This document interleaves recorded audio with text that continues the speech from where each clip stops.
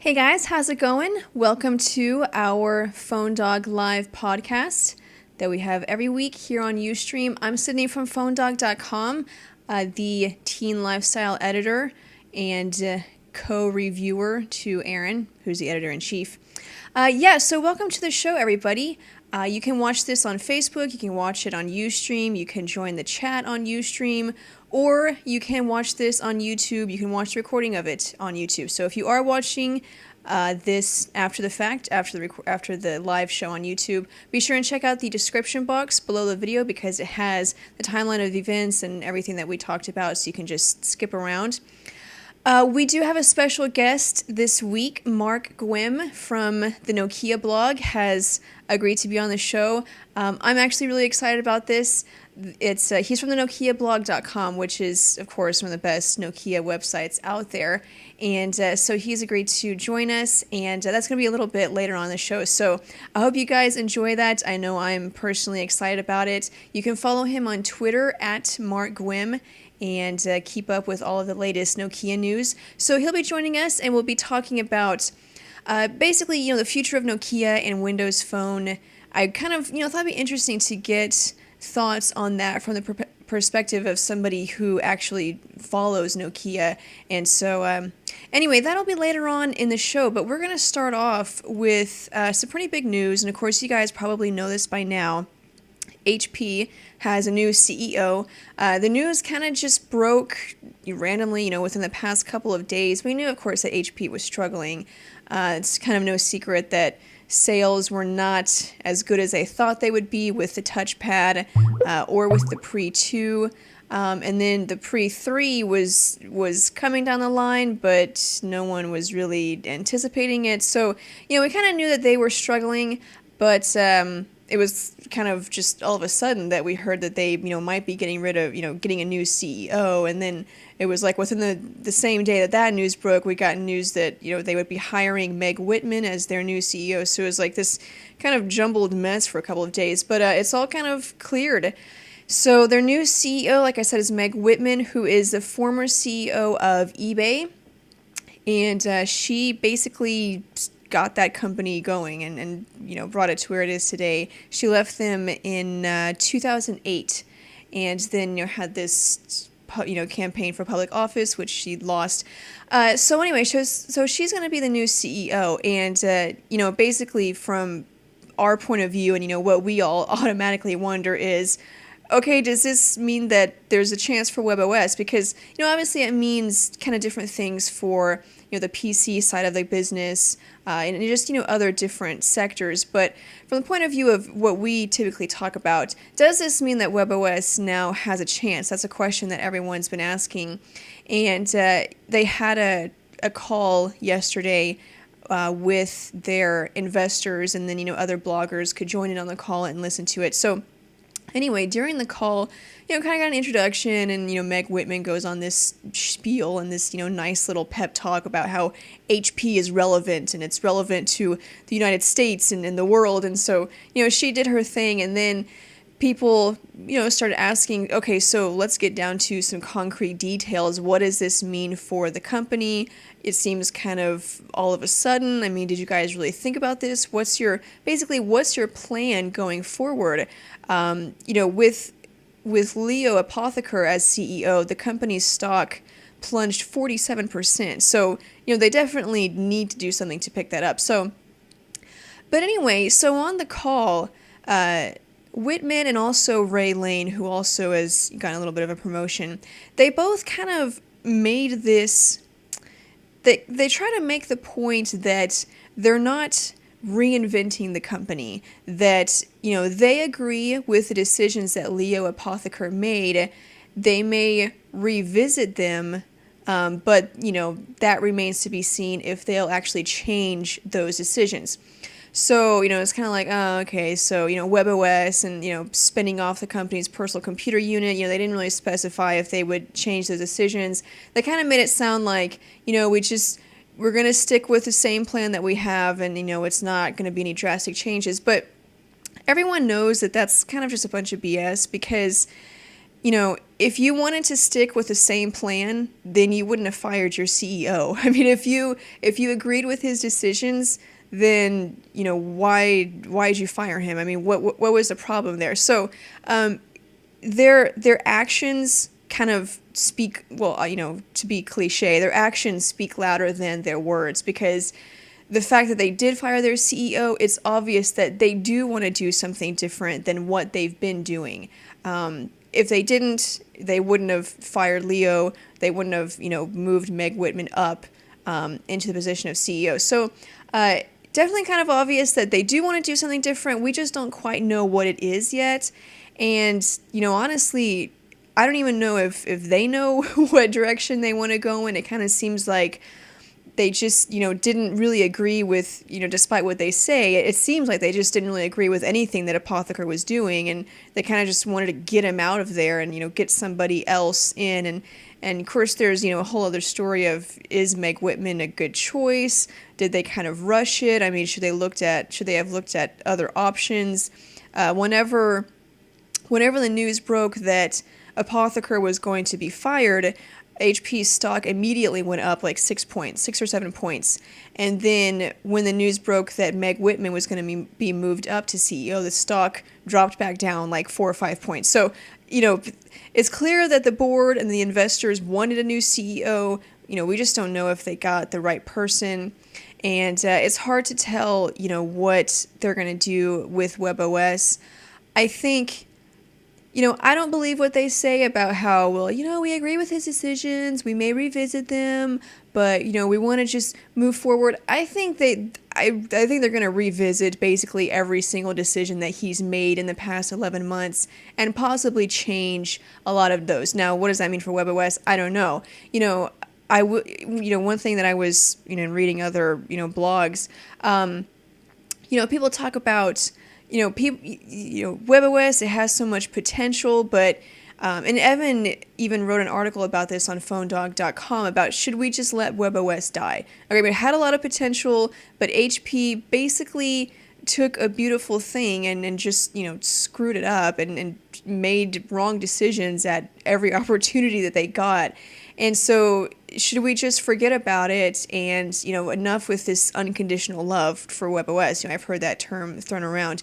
But, whenever there was that fire sale for touchpads and they were being sold at like $99, and then I think even Staples, you could get it for $50. It was like $99 with a $50 mail-in rebate. So you could get it for $50. And a lot of them were sold, and it was like, the most talked about tablet, for a couple of days or a couple of weeks there. And then, of course, supply ran out and everything's kind of died down. But I think that shows that people are interested in webOS. People do see the potential. I don't think... There's plenty of tablets out there that are $99 or that are $100 or even, $150 or whatever. And they're all kind of, cheapo tablets that they run Android. And, the touchpad, while I wouldn't put it in the same category as those cheapo Android tablets, it was kind of plagued by some hardware problems. It wasn't the best tablet on the market. Hardware-wise, it definitely wasn't up to par with other, high-end tablets, but the software was amazing. So you can kind of compare it to those other cheapo tablets. The hardware basically sucks, but it has Android. So, you compare them and no one's buying those cheapo Android tablets, but whenever the touchpad went on sale for $100, everybody wanted it. So I think it shows that there is some interest in webOS, and not just, it's not just us, the tech people that, follow the news, because there's really not that many of us in the world. I mean, there are, but for the most part, the ones that you read their blog posts or that you read about, they already have the tablet that they want, or they already get those tablets, as a demo unit. So the people that were buying these touchpads were, just normal people that, appreciated technology and wanted a tablet, but they weren't like, gadget freaks. At least, that's maybe my assumption, and maybe I'm wrong, but I definitely think that it shows that people do know about webOS and they are interested in it and they do want it, but the price has to be right. And I'm not saying you should price it at $100. I'm just saying, the price has to be right. And, if you're going to charge $500, then make sure that the hardware is up to par with, other tablets. But anyway, that was just kind of, interesting point of view. I had never really thought about that. That was something that I heard someone else saying, that, it really showed that people do want webOS. Now, will HP look at that and be like, oh, okay, maybe we should do something with this, or will they just license it off? It kind of, remains to be seen what exactly they're going to do with it. But I think it's clear that one, they do want to go in a different direction, and two, that they need to go in a different direction. If you look at the decisions that Apotheker made, it was his idea to not make any more webOS hardware. And then he made, a couple of other decisions in terms of, like buying companies. But that was one decision that he made.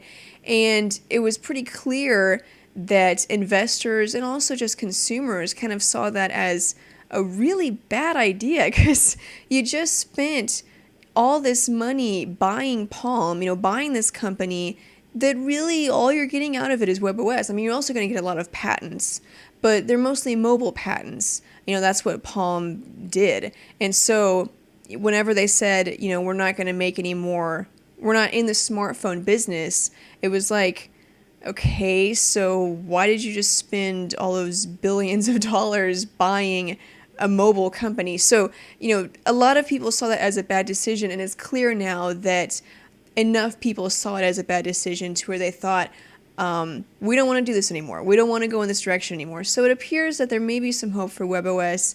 I certainly hope so, but we'll have to see what she does. It's, I don't know, she seems really excited. On the call, she was all talking about how, HP is relevant. It's relevant to Silicon Valley and to the US and to the world, and we're going to bring it back. And basically they need a quick turnaround, because for the stocks to have fallen 47%, I didn't even realize that within just 11 months. That's a dramatic drop. So they need to definitely basically do the opposite of what they're doing right now. So anyway, we'll have to see how all of that works out. And if you want to check out that article that I was talking about, that Evan wrote, Should We Let webOS Die? He brought out some interesting points. Like I said, I don't agree with him because of, the point that I made about the fire sale of touchpads. I think that shows that people, they do want webOS. They just didn't want to pay that much for it, for, hardware that just wasn't the best hardware. But anyway, he brought out a couple of points.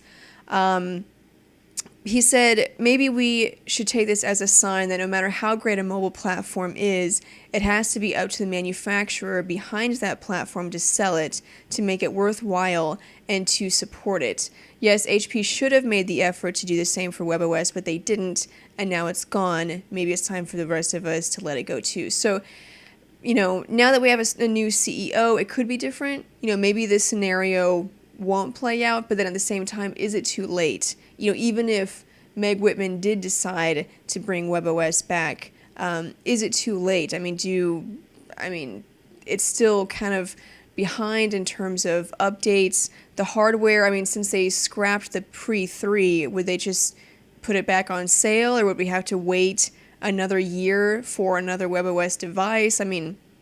There's so many details that I think right now HP just doesn't know. On the call, they didn't really give a lot of details. It was kind of just this pep talk the whole time and basically defending the company and defending their decision, but they didn't give a lot of details on the direction that they want to go in and what they want to do and how they feel about these decisions. It was like, on the one hand, they were trying to praise Leo Apotheker for what he did, but then also trying to justify their decision in, making Meg Whitman the CEO, and it was like, you can't have both. You just fired your CEO, so either you agree with him or you don't, and if you don't, then tell us what you're going to do different. It was like they didn't know. They couldn't make up their minds. So HP is in a whole mess of trouble, and, it's kind of strange because, my first computer was a Hewlett-Packard. We got it in, I guess, 93 or 95,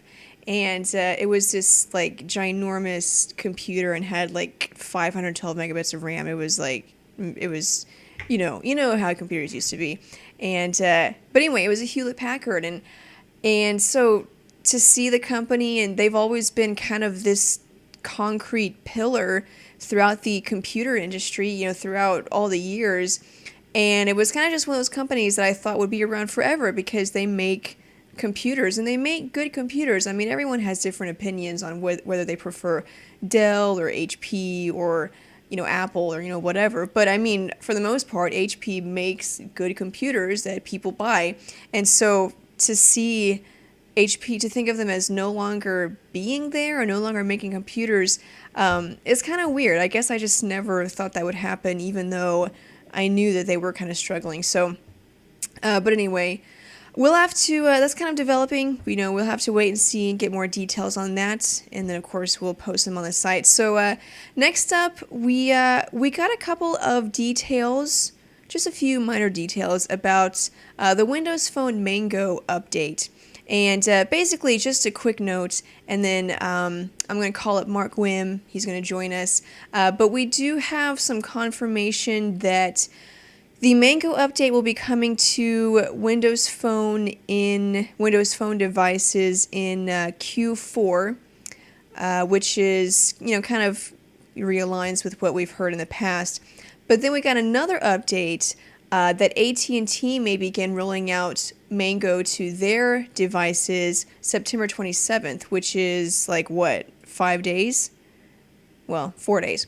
So pretty soon. So if you are a Windows Phone user, then be excited. And so, we talk about Windows Phone a lot in this whole partnership with Nokia. And of course, Nokia is struggling with market share in the US and with mind share. I mean, worldwide, they're still, doing good. But in the US, there's just not a whole lot of market share. So when I think about, the Nokia Windows Phone partnership, basically all I think about is, oh, great, because Nokia makes awesome hardware. And that's, basically all I have to go on because it's just not a very, Symbian is just not a very popular OS in the United States. So I wanted to get the point of view of somebody who, follows Nokia and kind of get his thoughts on it. So Mark Guim is going to join us. Again, like I said earlier, he's from the Nokia blog. He's been blogging about Nokia since, I believe 2006 is what he said. So let me call him up on Skype, and he'll join the show. Okay, it's ringing. Hello? Hey, Mark, how's it going? Hey, Arnold. Good. Good. How are you doing? I'm doing well. Have you been following the broadcast, or are you just now joining? No, I was actually watching. Oh, okay. Okay, cool. So I just want to make sure you knew the intro and basically where I'm at. Guys on Ustream, just let me know if you can hear everything fine. We did a test, so everything should be working correctly. But just if anything messes up, let me know. So, so on this topic of, basically Nokia and Windows Phone, I was mentioning to the guys how, my perspective is kind of limited just because I don't have a lot of, hands-on experience with, Symbian. But for you, somebody who does, test out a lot of Symbian devices, what would you say, or how do you feel about Nokia kind of using Windows Phone as their main OS and then kind of just leaving Symbian behind? I mean, how do you feel about one over the other? I'm actually looking forward to it. I've been looking at videos for the Windows Phone Mango update, and the interface looks nice, and yeah, I'm actually looking forward to it. I've been using Symbian for a while now, but we have a lot of readers that are still excited about using Symbian, but I want something new, so looking forward to Windows Phone. Okay, yeah. And we talked about, yesterday whenever we were talking about the differences between Symbian and Windows Phone and basically the advantages. Could you give, your thoughts on the advantages of Windows Phone over Symbian? Right. So Symbian it's not really popular here in the US because a lot of people say it's outdated. But a couple of updates came up, like the Symbian Anna, where the the browser is actually a lot better. But I still feel it's not as good as the Android and iPhone browser. I've played with an HTC HD7, which I believe is a Windows Phone 7 device, Yeah. and the browser is actually pretty good. So I can't even imagine how the Mango update would be. So I think that's what I'm looking for. I mean, the Windows Phone update looks like the browsing and the email experience would be better compared to what Symbian offers right now. Oh, okay. Yeah, I actually use Windows Phone as my personal device, so I know what you mean about, the improved experience in the web browser. You mentioned that some of the people that read your site that they also want something different. What do they mention in terms of what they would rather have that, comes in Windows Phone? Oh, right. Like, I have a lot of readers that are big fans of Mamo and Migo. They Mm-hmm. absolutely hate like the mention of Windows Phone. So Oh, wow. yeah. Well, it really depends on your preference, I guess.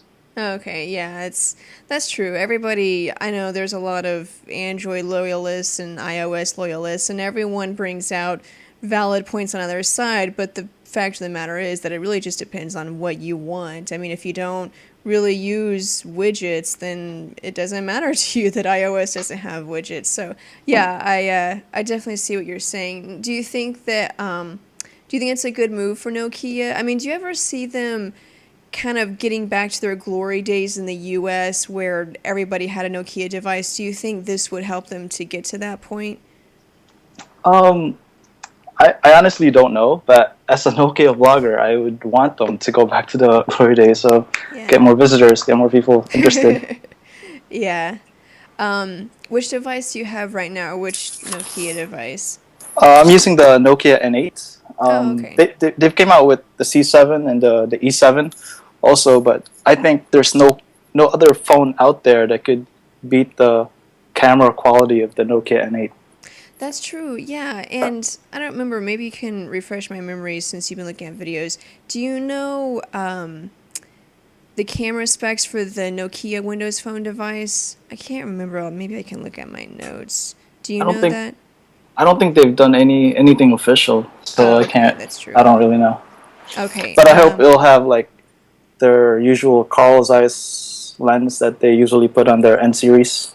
Okay, yeah. That's one thing, that I do appreciate about Nokia and that I am excited about is, like I was mentioning earlier, the build quality because I use an HTC device right now, which I think HTC has some of the best build quality around, but Nokia could definitely rival them. So I think it'll be good for Windows Phone because it'll finally be a high-end device and it's from Nokia, so people know the name, and maybe it'll get Nokia on the map and also get Windows Phone on the map.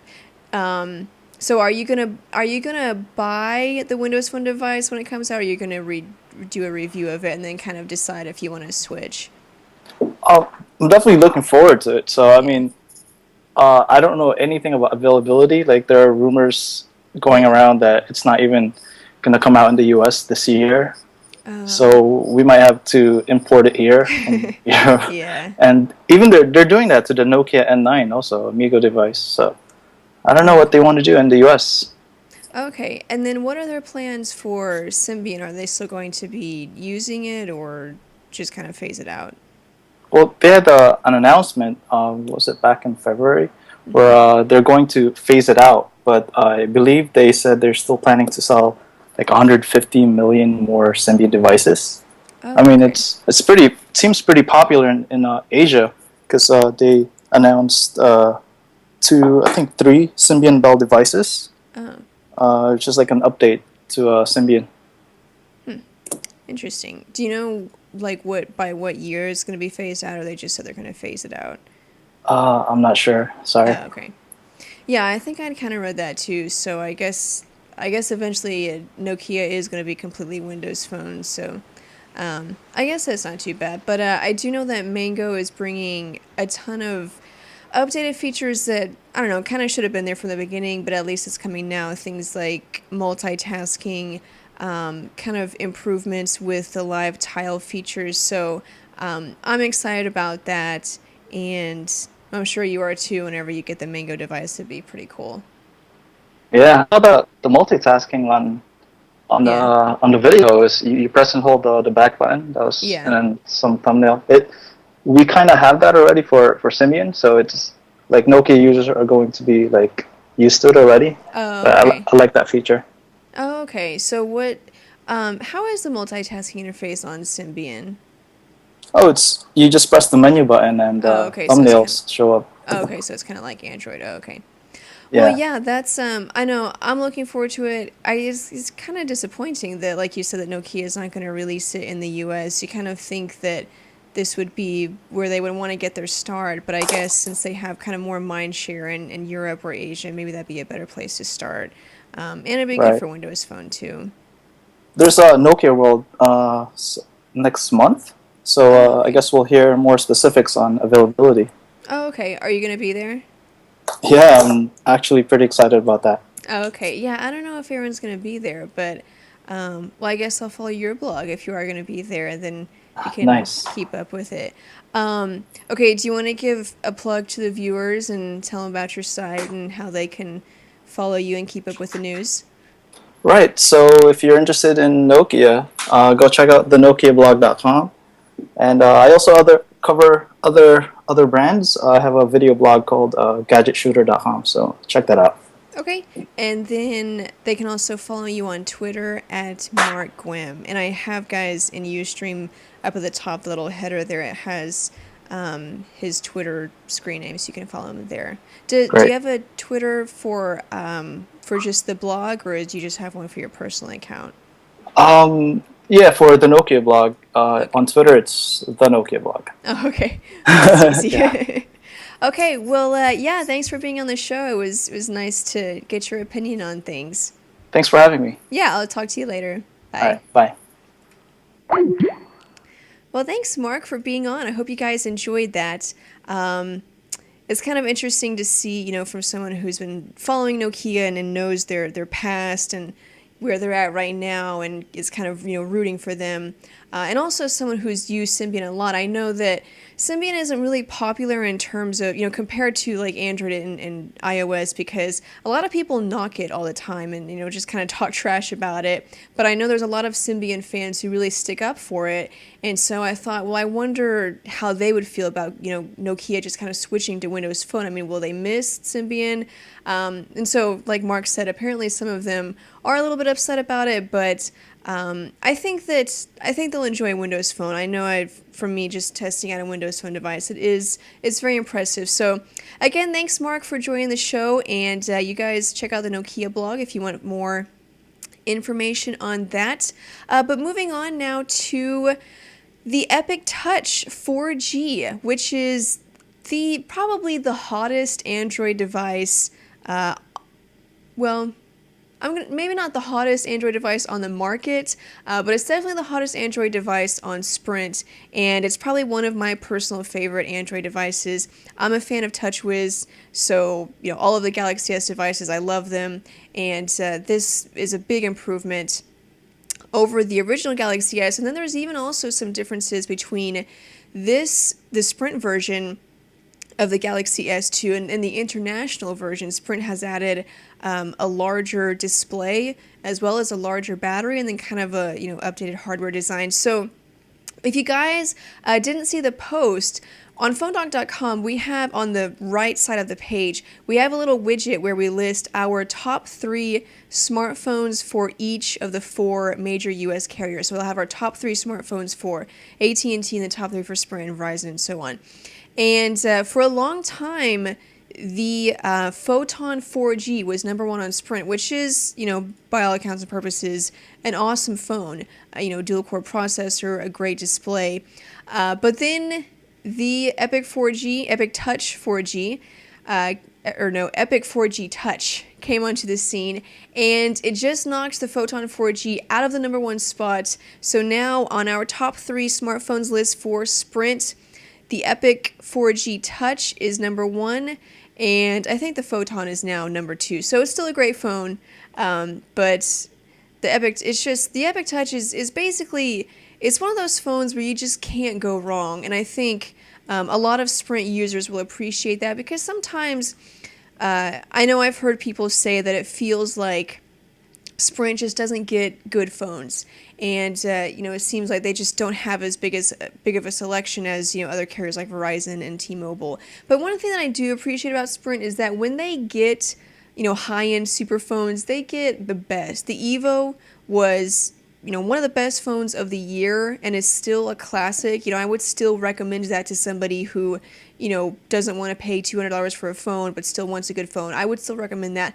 And the Epic, of course, was another great phone. They've just had several hits throughout the years, and so the Epic 4G Touch, it's like I said, you basically just can't go wrong with it. The dual-core processor, the beautiful Super AMOLED Plus display.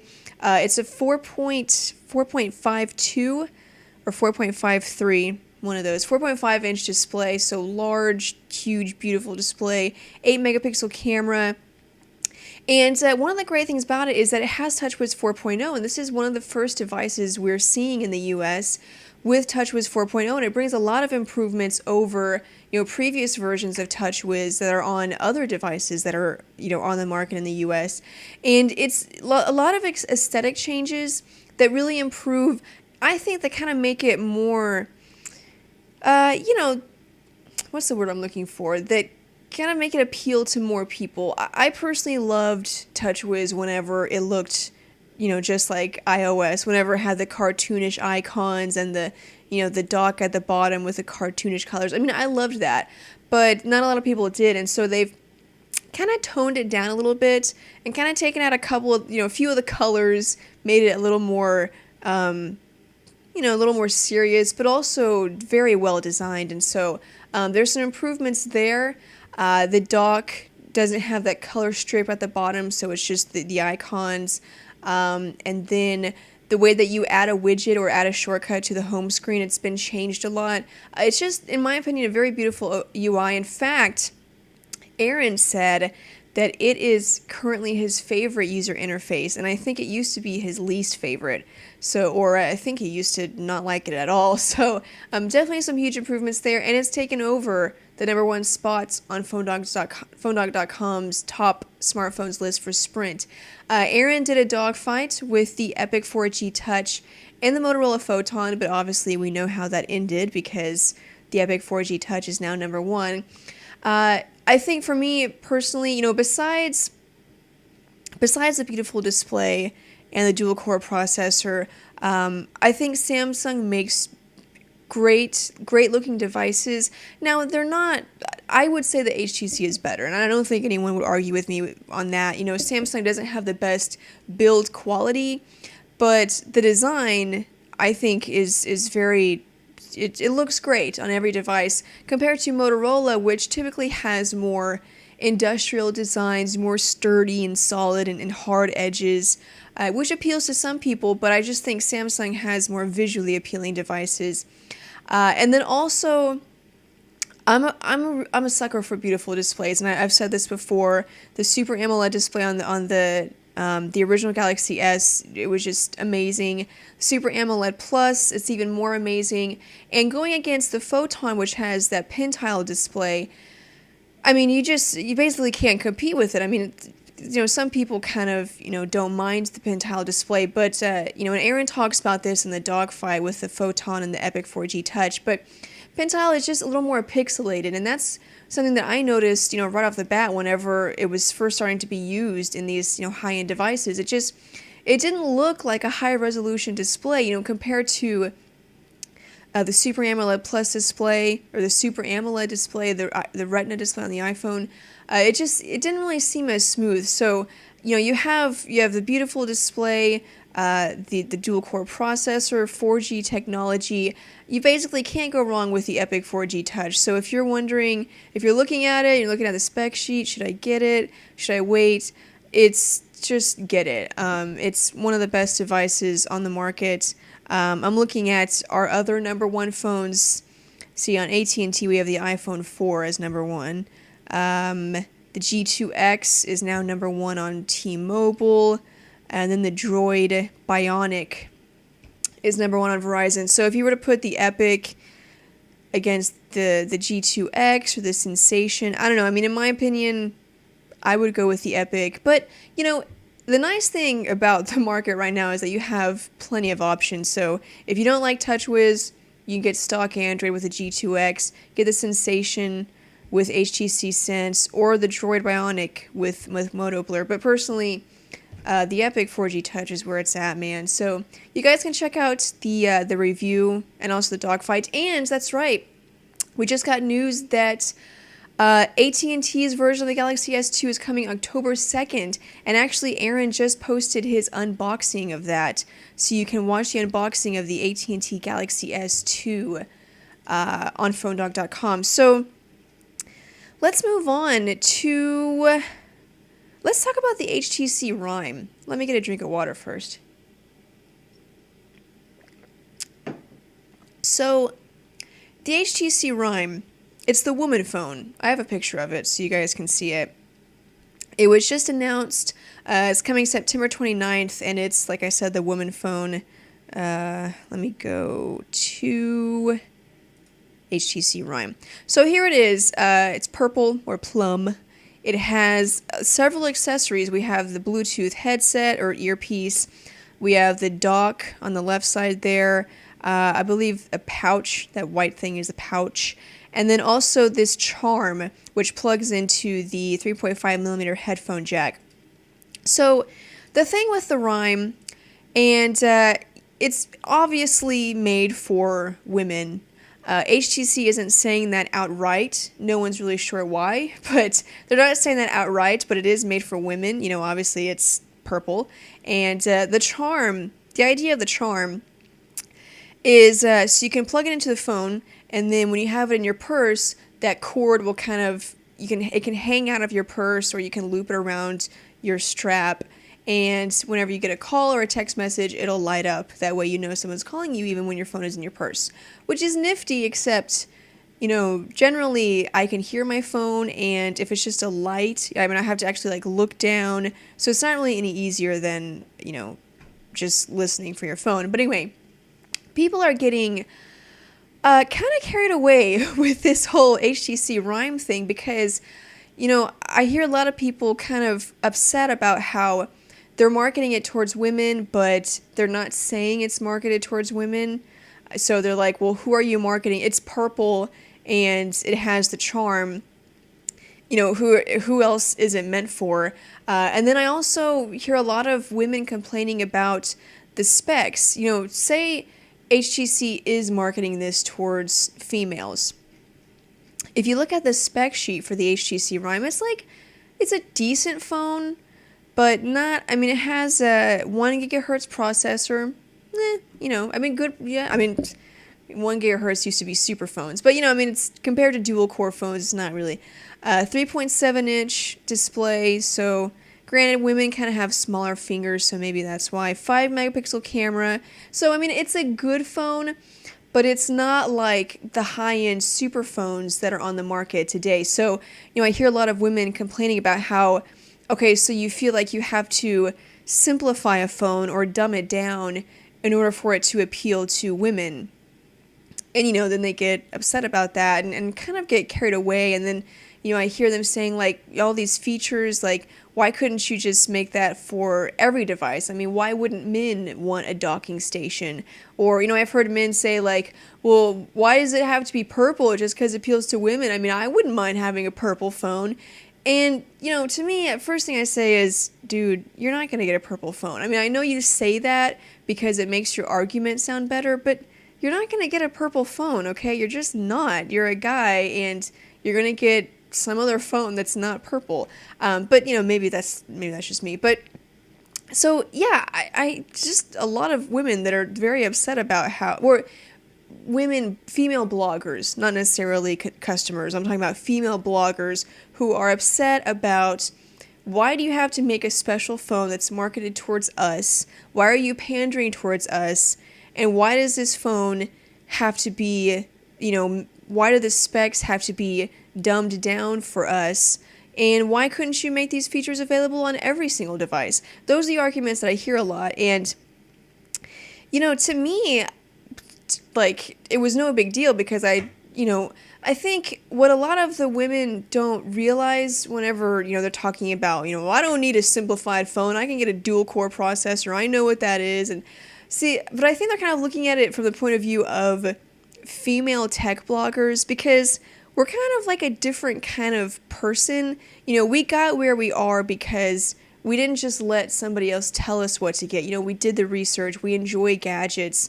We, even though technology is mostly geared towards men, we kind of, we decided to make our own decisions and be our own person and get into technology and do whatever we want to do. And so, we're kind of more like headstrong. And so to us, yeah, we don't need a phone that's, dumbed down for us, and I don't need you to cater to me.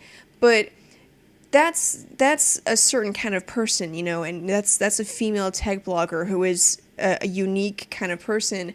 But I think there are women out there who do want a pretty phone that's purple. And I know maybe that sounds like they're being sexist or feminist, but there's women out there who want a cute phone. There's women out there who don't know what a dual core processor is or a single core processor is. All they want is a phone that works. There's women, Paris Hilton didn't get famous by accident. There are women and young girls out there who will want a phone that's made for women, that will like that idea of being catered to, and that won't care that it's been, dumbed down. They won't even know what that means. So, a lot of people are getting upset about it, but to me, I'm like, maybe it's not for me, but I don't know, it's for somebody.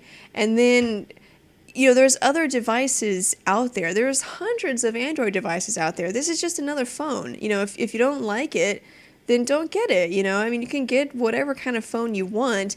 They just decided, okay, we have phones for people who have rugged lifestyles. We have phones for people who travel a lot. We have phones for people that enjoy a multimedia experience. We have all of these, specific type phones. Why don't we make one for women? And it's just like every other phone. If you don't have a rugged lifestyle, then you're not going to complain about, well, why did they make a phone for people with rugged lifestyles? I don't need that. You don't complain about that. You're like, oh, that phone's not for me, but it's for somebody else. So, yeah, that's my point of view on it. It's not the only phone on the market. I do kind of see the argument that, why does it have to be dumbed down just for women?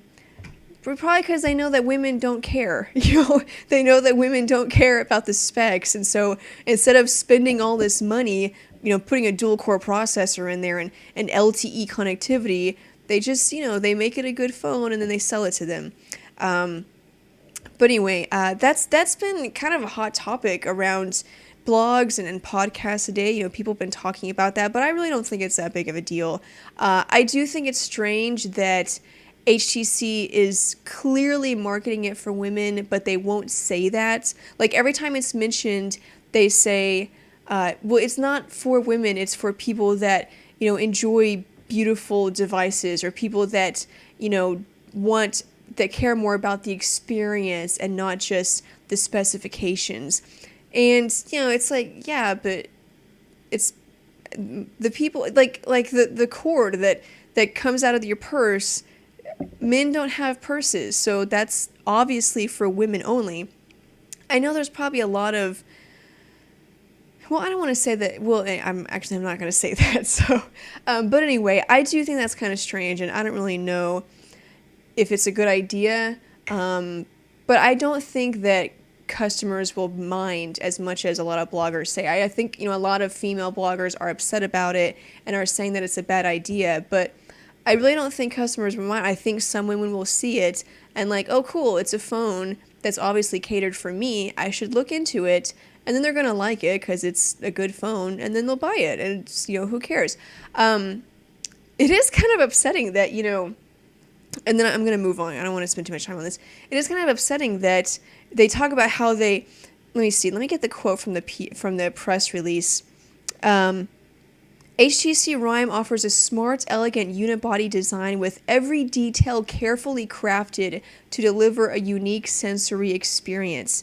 HTC Rhyme represents an entirely new approach based on recognition that there is a substantial group of consumers who want their phones to be more personal and complementary to every moment of their day. And so they act like, all these things that are special to this phone and specific only to this phone for a certain kind of person. But really, HTC didn't really do anything different. I mean, the hardware design is just like every other HTC device. It comes with Sense UI, which is, on every HTC device. It's been changed and updated a little bit, but I mean, like, there's not really any changes to this phone. So it's kind of like, you could have sold this phone to anybody, but I mean, no, whatever. If they want to make a phone for women, great. I think it's a great idea. Wow, it is 4:45, which means that this is usually whenever we move on to our open Q&A. Let me see if there's anything else I want to let you guys know about. iPhone 4 announcement on October 4th. Who knows? That's the rumor. T-Mobile not getting the iPhone 5 this year. That's what CMO Cole Broadman said. So, sorry, T-Mobile customers. Motorola Atrix 2/Edison. We got some pictures of that. I'm going to show you two pictures. Edison 1. This is the follow-up to the Atrix, hence the name Atrix 2. That's the front, and then this is the back. So you can see it's, a basic Motorola device. They all look the same, kind of like HTC devices all look the same. So these are the rumored specs for the Atrix 2. 4.3-inch QHD display, 1 GHz TI OPMAP 4 processor, dual core, I think, yeah. 8 megapixel camera with 1080p HD video capture, and then Android 2.3.5 with Blur or what Motorola's applications platform or whatever. I tweeted today that I'm going to call it Blur because it's not my fault that you ruined your reputation, Motorola. It's not my fault that Blur sucked and now you're trying to make, customers forget about it. It's not my fault that you designed a terrible UI. So I'm going to call it Blur because it's easier than Motorola's applications platform. Anyway, so the Atrix 2, awesome phone. I mean, compared to phones that are coming out next year with like a quad-core processor or whatever they're going to have, they definitely need to get this on the market pretty soon in order for it to, stay relevant. But it's definitely sounds like a good phone. And, wow, I wanted to talk about the Samsung and Apple lawsuits, but we're out of time. So you guys can read this article on phonedog.com. It's a news post. Samsung accuses Apple of free riding on its patents, promises to be more aggressive going forward. Read it. It's interesting. And also read the source. The source from that, let me go to it. There's a couple of sources. Okay, when you go read that article, because it's really interesting, like I said, and then read the source article from AP, from Business Week, and also from Weberwereld, which is a Dutch website. Go read both of those source articles and this one that we have on phonedog.com, because it's interesting, and I think basically I'm going to say, so Samsung is suing Apple because it's like, okay, fine, you want to get into this battle, all right, fine, we have patents too, so we'll just sue you because you're infringing on our patents. And Apple is apparently saying, you can't sue us over that because those patents are too general or too basic. And it's like, no, Apple, you did not just do that. Oh, no, they didn't. And so, anyway, that's basically what's happening. So read those, and then, I don't know, maybe we'll talk about that next week if it develops more into a story. But anyway, let's move on to the open Q&A. And so I will be on Ustream as well as Facebook.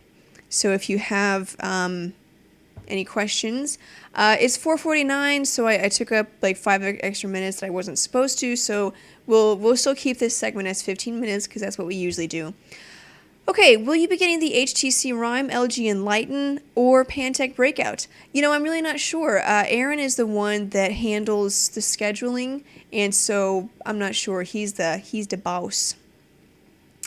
Sensation XE with Beat Audio Sydney. You forgot about that. Okay. Moto Blur is the best.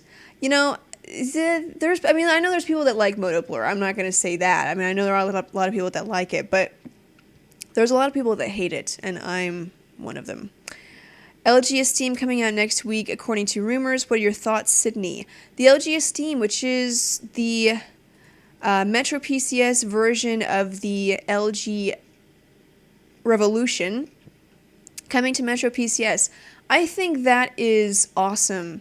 It's an LTE device, 4.3. It's basically the LG Revolution, just with Android 2.3. Awesome. I don't agree with the price, $349 with a $100 mail-in rebate. I think that's way too much. If you look at the Indulge 4G Metro PCS other 4G device, it was like $399 and nobody bought it. So I think Metro PCS should be a little smarter with their pricing, but it's all right.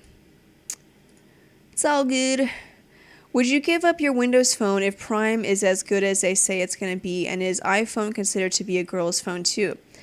No, I don't think the iPhone is a girl's phone too. I think that's one of those, really, it kind of appeals to guys and girls. I mean, most phones do. Like, most HTC phones or Samsung phones, I don't think they appeal to, like, just girls or just guys. I think most smartphones do appeal to all of them. Just for some reason, HTC decided to make one that appeals only to girls. Prime, yeah, give it, the only Android, because I used Android for a while as my main device for a long time. And, I still think it's a great operating system. The only reason I switched is just because I wanted to try something different. Just visually, I wanted to, look at something new every day. So, yeah, that's the only reason I switched. Would I ever switch back to Android? I mean, maybe. I probably will get tired of Windows Phone eventually. We always get tired of stuff, so it's nice to change it up.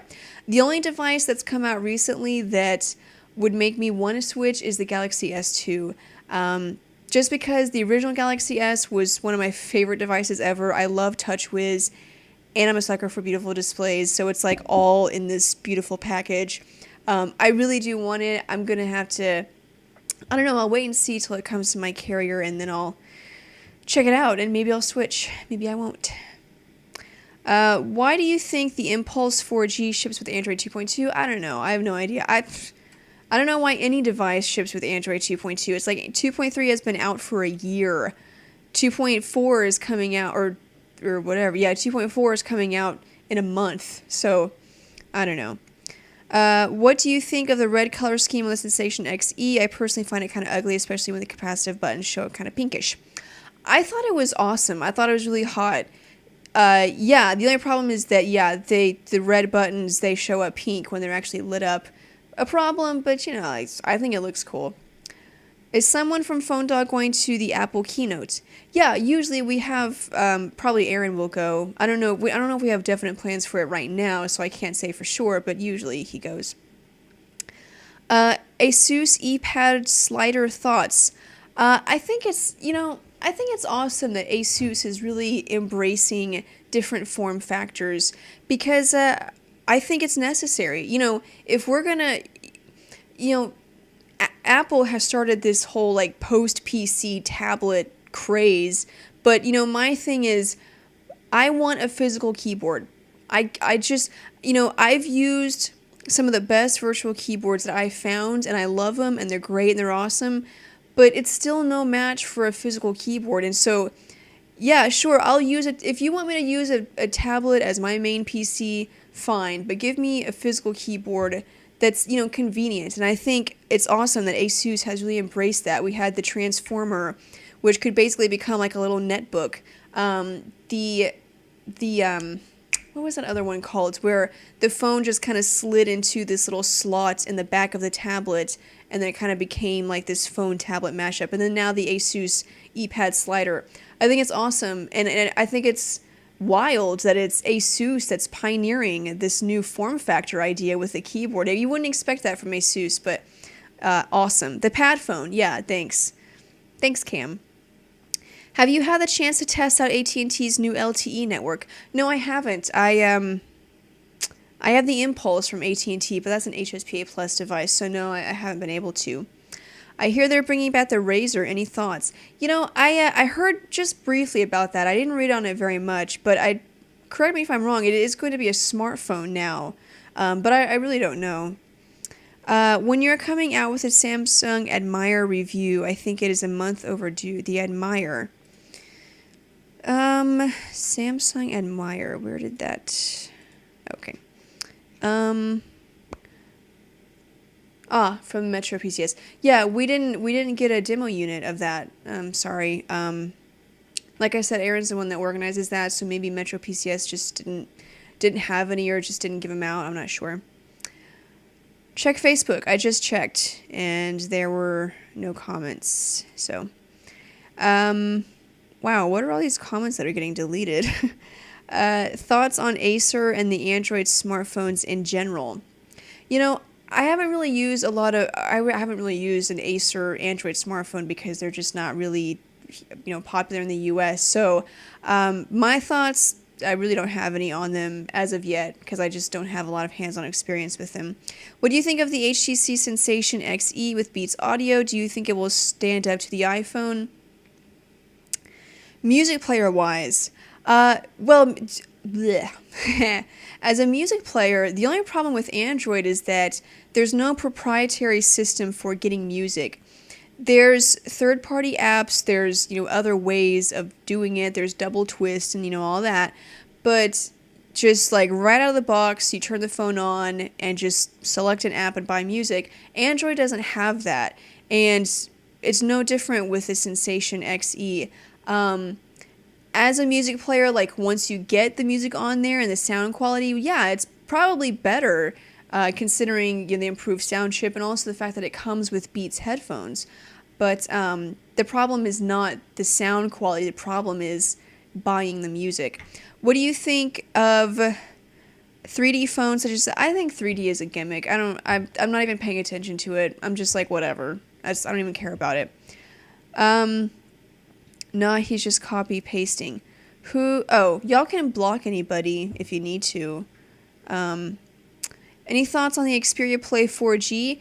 The Xperia Play, awesome idea. I think kind of pointless. I like the idea of a phone and a portable gaming system, but the follow-through, the game selection is not that great.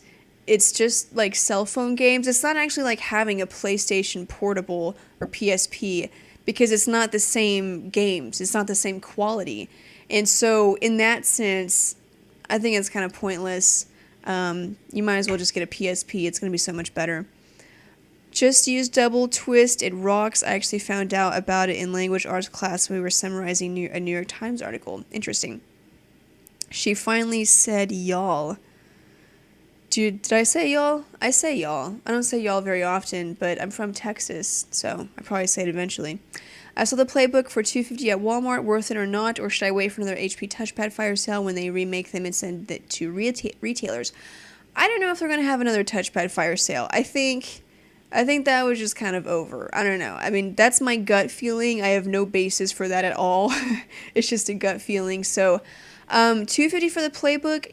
Yeah, if those features appeal to you and if the BlackBerry ecosystem is, works for you and your lifestyle, then yeah, absolutely. I think that's a great price for the playbook.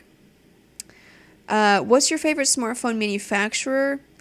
I like HTC hardware, but I'm going to say Samsung just because I like TouchWiz. And I don't mind the plastic build quality. Like that doesn't... I like HTC devices and how they're very sturdy, but Samsung build quality doesn't matter. It doesn't really bother me. It's a Texas thing. Have you guys got the Thrill 4G? The Thrill. I thought we got that. I think we did. Yeah, I think Aaron did a review on that already. My history teacher told us Texas was supposed to be pronounced Tejas. That's in Spanish. In Spanish is Tejas. With a white accent. Yeah, there you go. It's Tejas. Sydney, at least you don't like Apple? Is that a question? Will Skype be integrated into Mango? They have this new Tango feature, which is video calling. So you have that. Yes. Yes, what? What do you think of Nintendo not ever bringing their games to smartphones? Smart move by them. Never is a big word, and people rarely mean never when they say it. So at this point, it's like I was saying with the PlayStation phone, great idea, but the follow through just wasn't there because of the technology, fitting all of those components to make it like an actual PSP. It was hard to do with a phone. Maybe once technology advances a little farther and we have like phones that can like wash your dishes for you, then maybe we'll be at a point where, okay, it's time to do that now, and then maybe maybe Nintendo will do it then.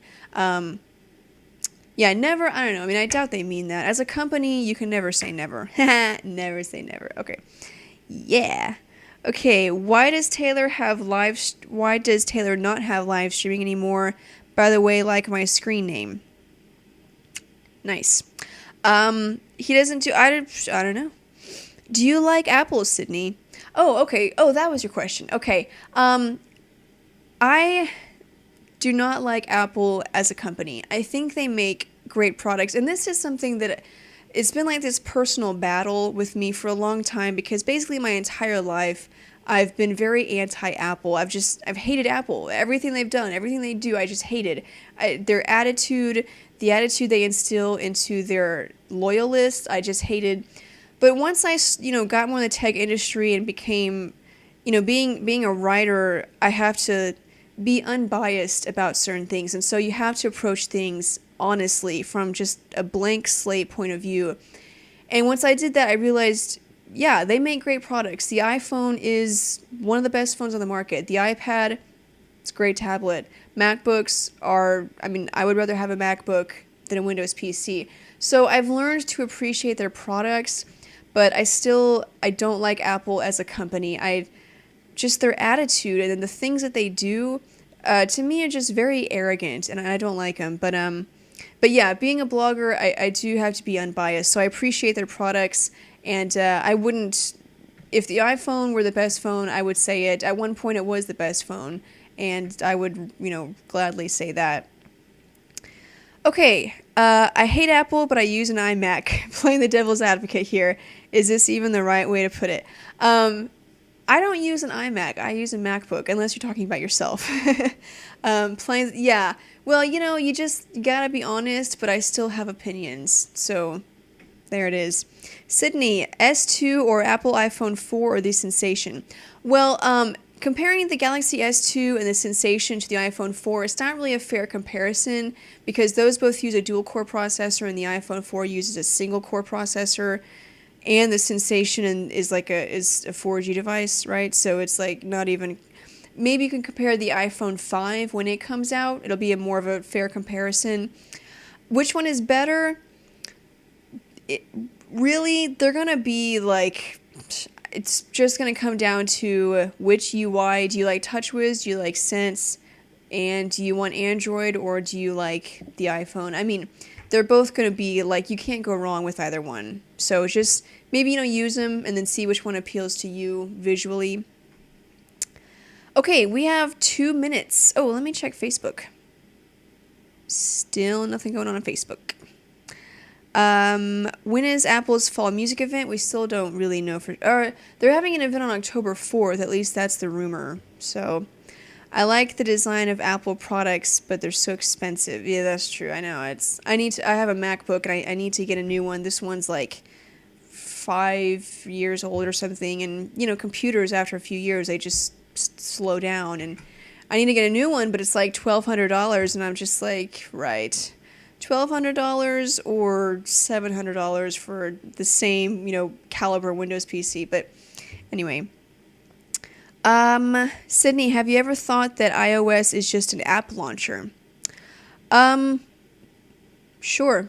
Yeah. Visually, yeah. But it's still a great operating system. The Apple iPhone can't even use Flash. Okay. I guess this is my moment to tell you all that it's nice. Rebecca, yeah, I know. Thanks, Sim, sorry. Lack for the win. Oh, nice. B, and then you put on 2 lines. Interesting. Is a Samsung Galaxy Note too big?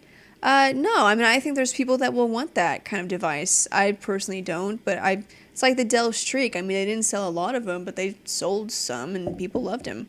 Finally answered my question, thank you, and do you think Apple will have widgets in the coming future? Well, they have their idea of widgets, which is like in the notification bar when you slide it down, you have live sections with like weather and stocks, and I think there's potential there for third-party app developers to integrate their own ideas into that system. So at least that's the theory I have, and I think everyone else is kind of thinking that too. We just haven't really seen it yet. Okay, so it's 5:05, which means the stream is over. It's time for me to go. That went by really fast. I really enjoyed my time with you guys. But if you missed any of this, you can watch the recording of it. I will be posting it on YouTube. I usually get it up Saturday or Sunday, and you can watch that. If you'd like to follow me on Twitter, my screen name is It's My Job to Know. So if I missed your question, you can send me a message on Twitter and I'll try to answer it. Or if you're watching this on YouTube, leave your question. And I do read all those comments. I try to answer as many as I can, or the ones that I can best answer. But I think that is it. I'll see you guys next week, same time, same place, 5 p.m. Eastern Time, on our Ustream channel and our Facebook page, and on YouTube. So I'll see you guys later. Bye.